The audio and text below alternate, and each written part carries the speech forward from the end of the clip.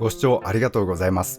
今回はオーライト様の新製品オーペングローのご紹介です。製品を提供いただき動画を作成しています。ボールペンにライトとレーザー機能がついた製品です。もともとラインナップにございましたオーペンプロの後継という位置づけでしょうか。前作のプロは気に入ってまして EDC としてほぼ毎日使ってきました。何度か落としてペン先部分を変形させてしまったり、リフィルも何本目だろう、そのくらい使っていますが、現在も問題なく動いてくれています。今作オーペングローになって変わった部分は大きく3つ。1つはインターフェースが変わりました。レバーとノックボタンの2つに分割されています。2つ目はペン先にもライトがついたこと。暗いところで文字が書きやすくなりました。3つ目はペンスタンドでの充電方式となったことです。新作のオーペングロー、前作のプロと比較をしながら特徴や使用感をお伝えしたいと思います。外観はこちら、マットでしっとりとした表面です。どこを見ても安っぽさは感じません。綺麗な仕上げ、いつも通りのオーライト様の品質で悪いところは見当たらないですね。全長は 155mm、重量は 39g、径が 12mm となってます。先代と比べてみるとこんな感じ。サイズはほとんど一緒です。実際に持ってみると重量は少し重くなったと感じます。普通のボールペンが 10g ほど、太くて金属筐体の重ためなペンでも 30g ないくらいですから、バッテリー入ってますから仕方ないことではありますが、どちらも筆記用具としては重量級です。プロからグローに持ち替えますと実際に重くなったことを感じますが、バランスが中央寄りとなったためか握ってみてそこまでの違和感はございません。例えば執筆作業にこれ使うのは向かないでしょうが、 EDC としてのペン、メモ書き程度に使う分には特に不満はないですね。先代は多少光沢の残るサテン仕上げのような表面でしたが、今作からは光が反射しないほどの梨地です。それから滑り止めが変わってるっすね。今作グローのマットな仕上げはとても良いです。私は手に汗をかく方なのでグローが滑りにくいと感じています。機能の説明に移ります。まずインターフェースは2箇所で、ペン先を出すためのレバーとペンの上端。まずはこのレバーから、ペン先を出したりしまったりに加え、上に押し込むとレーザーのオンオフ操作となります。長押しでオン、単押しでオフとなります。レーザーはクラス1の安心出力、視認性に優れるとされる緑色となっています。続いてペンの上端。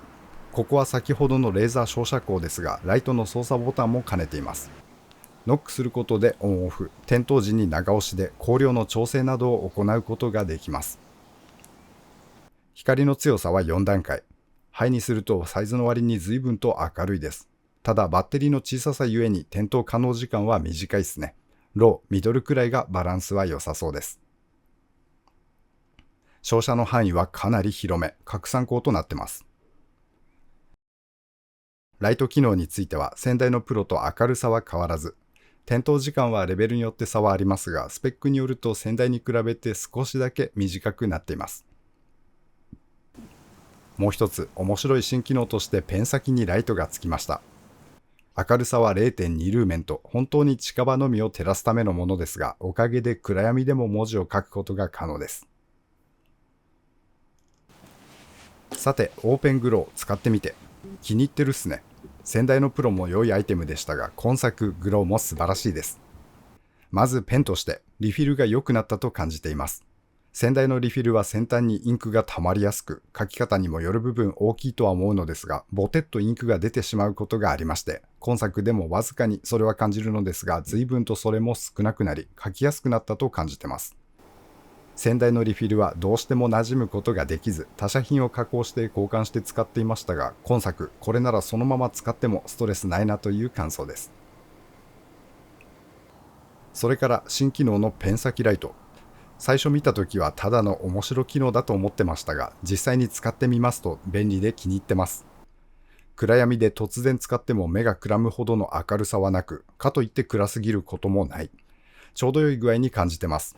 暗闇で文字書くことのある方にはぜひこれ試してみてほしいですね。メインのライト、レーザーの性能については基本的に先代を踏襲しています。明るさや到達距離に不満はありません。近場を見るのに向いてるっすね。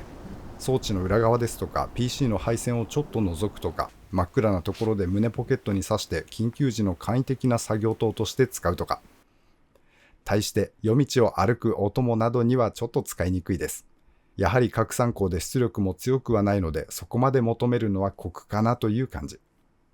当然使えないことはありません。ローかミドルレベルで足元は見えるようにはなります。ないよりはあるに越したことはないですが、そういった用途には違うライトを検討することをお勧めしたいですね。決してメインにはならないライトではありますが、EDC 用として一緒にいる時間は一番長くなるライトと思っています。便利に使ってるですね。毎日持ち歩いております。分割されたインターフェースは正直まだ慣れていません。今でもレバーでライトつけようとしてしまうですね。ライトがこの位置ですから、レバーの方が操作がしっくりくるんです。上端ボタンのノックですと、ライトをオンして持ち直してから照らすので、なんというか遠さを感じちゃうんですよね。未だにノック操作に慣れず、レバーを触ってしまいます。ライトとレーザーの操作箇所がきっちり分かれたのは良いことと感じる反面、先代の1箇所でのシンプルな操作性はとても良いものだったと再確認をしています。充電に関しては分解の必要がなくなったことはメリットですが、専用充電器が必要となったことがデメリット強めに感じてます。メインで使うライトではないので、そこまで頻繁に充電することもなく、実際は専用充電器はそこまで問題にはなってませんが、仕事もプライベートでも使うとなると、万が一で2箇所に充電スタンドは欲しくなりますし、出張には充電器を持っていかないとなりません。分解は必要でしたが、先代のどこでも気軽なタイプ C 充電の方が正直使い勝手は良かったかと感じています。それから、リフィルが良くなったとはいえ選べなくなってしまったのは残念に思います。先代はなんとなくサイズさえ合わせてしまえばいくつか使えるリフィルがありましたが、今作はほぼ専用品という感じ。値段もとても高いってことはないのですが、これだけ買うとなると送料かかってしまいますので、玉の無料プレゼントを逃すと買いやすくもありません。オーペングロー購入の際にはリフィルもまとめて買っておくことをお勧めいたします。またリフィルについては今後太さのバリエーションなどラインナップの増加に期待をしたいですね。オーライトさんの新製品、オーペングロー。発売記念セールで 25% オフで売っています。また小型のライト i16 や便利な水ベルトのセット割引もあるみたい。こちらはさらに割引が大きいです。このオーペングロー、ごちゃっと全部載せな面白製品枠だと思っていましたが、とても気に入ったアイテムとなってます。見た目も良いのでプレゼントにもいいですね。概要欄にリンク置いておきますので、気になりましたら覗いていってみてください。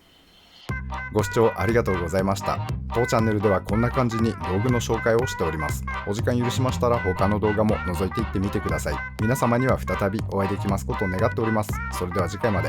See ya。